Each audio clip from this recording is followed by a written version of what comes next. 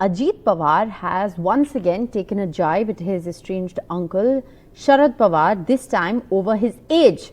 Now, Ajit Pawar, in what would be considered scathing comments against his uncle, has said that he is 80 yet not ready to retire, almost saying that he doesn't give other people opportunities. Ajit Pawar has said that an age comes after which you must stop. Listen in. वय झाल्यानंतर काही वयाच्या नंतर थांबायचं असतं. हा वर्षानुवर्ष चालत आलेली ती परंपरा आहे. परंतु काही काही जण ऐकायला तयार नाही, हट्टीपणा करतात. माणूस 60ला आमच्या राज्य सरकारमध्ये तर 58लाच रिटायर होतात. ते म्हणतात अरे आम्हाला 60 पर्यंत तरी ठेवा.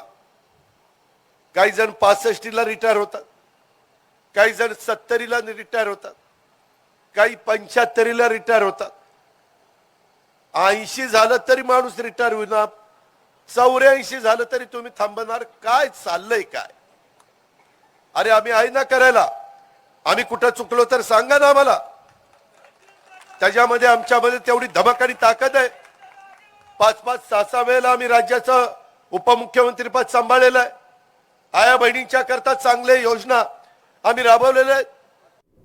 My colleague Ronak now joins us for more on this story. So Ronak, very interesting to see these comments coming in from Ajit Pawar. We all, of course, understand the nature of the relationship between nephew and uncle, but he's hit out pretty directly at him, saying that he's 80 and refuses to give up, almost saying that others aren't being given opportunities.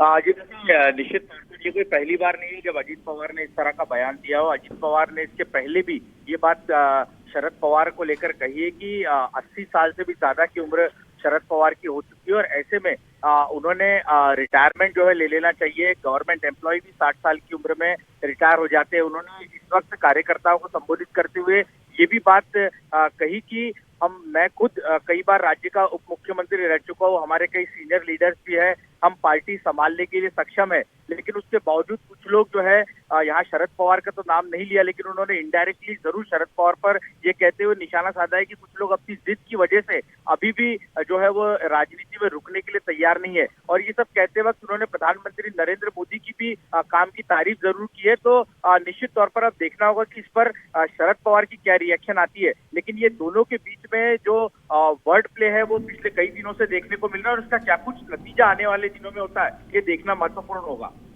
Thanks very much, Ronak, for joining us with that update.